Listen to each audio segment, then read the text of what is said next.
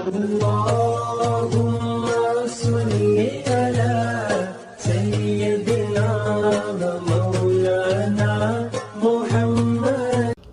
बिल्लाहि मिनश शैतानिर रजीम बिस्मिल्लाहिर रहमानिर रहीम।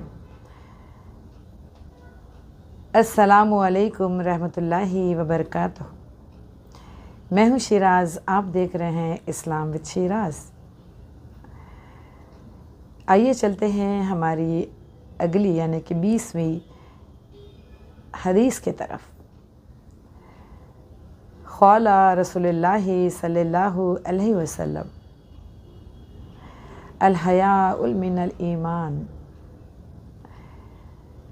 रसूलुल्लाह सल्लल्लाहु वसल्लम ने फरमाया, हया ईमान का हिस्सा है,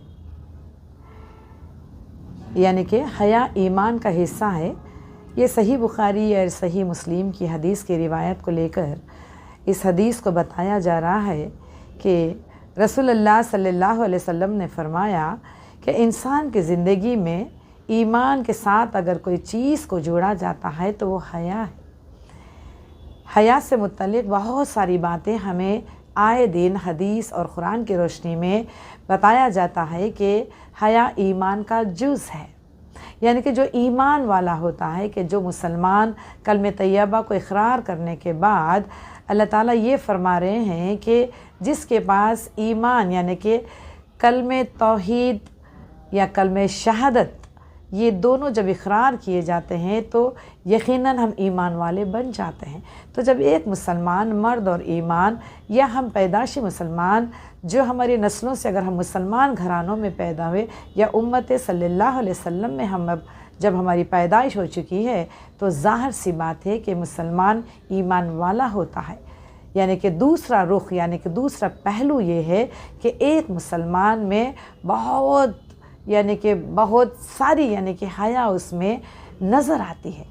जो मुसलमान हयादार है, इज़्ज़तदार है, शर्म वाला है, यानी कि ज़ाहिर सी बात है कि उसमें ईमान है। देखिए कैसी प्यारी बात है कि एक मुसलमान हमेशा के लिए अपने आप को हयादार मानना चाहिए और उसको यानी कि बेहयाई के कामों से उसको अपने आप को रोकना है, और बेशर्मगी और बेहयाई को कतई वो बर्दाश्त नहीं करना चाहिए एक ईमान वाला। आजकल हम क्या देख रहे हैं, हम इस कदर यानी कि हमारे हुदूदों को पार करते हुए बेहयाई की और बेशर्म की ज़िंदगी गुजार रहे हैं। एक मॉडर्न ज़िंदगी या मॉडर्नाइजेशन के तहत या इस दुनिया में अपने आप को इस कदर हम ढाल रहे हैं कि तमाम का तमाम माहौल वेस्टर्न कल्चर को हम अपना रहे हैं। हम क्यों अपना रहे हैं? हमें इन तमाम चीज़ों को, हदीसों के मफ़हूम को लेकर यहाँ पर हमको तवज्जो देनी चाहिए अपने आप को। क्या ये सही है? क्या हमारी ज़िंदगी जो गुज़र रही है या हम जो गुजार रहे हैं किस हद तक अल्लाह को राज़ी करने वाली है? किस हद तक हम रसूलुल्लाह से मोहब्बत कर रहे हैं?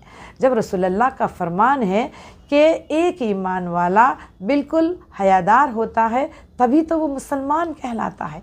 जिस मुसलमान में हया नहीं है, समझो कि उसके पास ईमान नहीं है, क्योंकि ये दो ऐसे चीज़ें हैं, ये ईमान का जुज़ यहाँ पर बताया जा रहा है। तो एक बेहया इंसान, एक बेगैरत इंसान, एक बेशर्म इंसान, एक बेपर्दा इंसान अपने आप को कभी भी ईमान वाला नहीं कह सकता, और ना ही उसकी बात समाज में, माशरे में या अपने ख़ानदान अफराद में कोई उसकी इज़्ज़त होगी, ना उसकी बात का कोई वैल्यू वहाँ पर लोगों में नज़र आएगा। क्योंकि जिसके पास ईमान होता है वो अल्लाह से डरता है।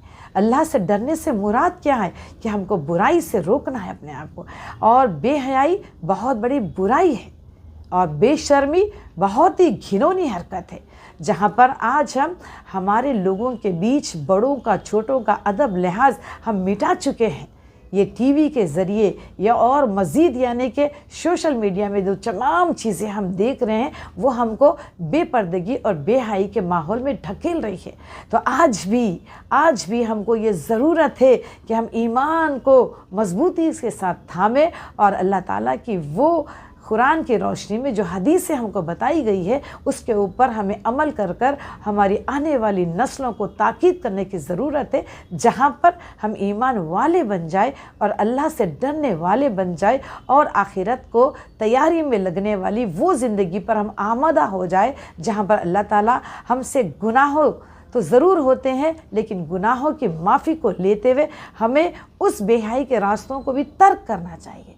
वो तमाम बुराई को हम मिटा देना चाहिए, उन तमाम गुनाहों को हम रफ़ा दफ़ा करते हुए आइंदा ना करने की नीयत के साथ अल्लाह ताला से माफ़ी मांगकर इस बेहयाई को हमको पूरी तरीक़े से तर्क करते हुए इस्लाम के सीधे और सच्चे रास्ते पर चलने की हमें तालीमात दी गई है और देते जा रहे हैं। तो इसीलिए हम बार बार कहते हैं कि एक मुसलमान की ज़िंदगी कुरान और हदीस की रोशनी में ही गुजारना चाहिए, ताकि हमारे लिए आखिरत का दिन मुक़र्रर है। हमारे मरने के बाद पूछ होने वाली है, हमारे मरने के बाद रोज़े जज़ा के दिन हिसाब किताब लिया जाने वाला है कि हमने आपको ज़िंदगी दी थी और रसूलों को भेजा था, तो आपने कौन सा रास्ता इख्तियार करा। तो लिहाजा ये बेहयाई और बेशर्मी हमारे ईमान का हिस्सा नहीं है, ना इस्लाम इसकी इजाज़त देता है। तो आजकल नौजवान नस्लों को, लड़के और लड़कियों को व्हाट्सएप की दुनिया, फेसबुक की दुनिया से बाहर आइए और बहुत ही अपने हुदूद में होते हुए, पर्दे में रहते हुए शर्म वाली ज़िंदगी यानी कि डरने वाली ज़िंदगी, बेहयाई कामों से अपने आप को रोकने वाले अमल पर तवज्जो देते हुए अपने किरदार को तैयार कीजिए, ताकि हम अल्लाह ताला को राज़ी कर ले और रसूलुल्लाह से बेपनाह मोहब्बत के साथ हमें ज़िंदगी गुजारना चाहिए। तो रसूलुल्लाह के तौर तरीक़ों से, फ़रमान रसूल को और रसूलुल्लाह की सीरत पे आप तवज्जो दीजिए। ये तमाम हदीसें जो है ये रसूलुल्लाह की सीरत में शुमार हैं। तो हम कितने खुशनसीब होंगे कि अगर हम रसूलुल्लाह की सुन्नतों पर अमल करेंगे, पैरवी करेंगे, तो यकीनन अल्लाह ताला के महबूब बंदों में शुमार हो जाएंगे। तो यही वो हदीस का मफ़हूम था और अल्लाह ताला से मेरी दुआ है कि आज की और आने वाली नस्लों को अल्लाह ताला हिदायत हक़ पे अमल करने की तौफ़ीक़ और नसीब करे। आप देख रहे हैं इस्लाम विद शिराज़। मेरी इल्तिजा है, गुजारिश है, अपील है कि जब भी मेरा वीडियो देखिए प्लीज़ इसको शेयर कर सब्सक्राइब ज़रूर कर ले, ताकि आप मेरी इस तबलीग का हिस्सा बन सके और अल्लाह ताला से हम तमाम मिलकर अजर अज़ीम हासिल कर सके। अस्सलामु अलैकुम, मैं हूँ शिराज़, आप देख रहे हैं इस्लाम विद शिराज़।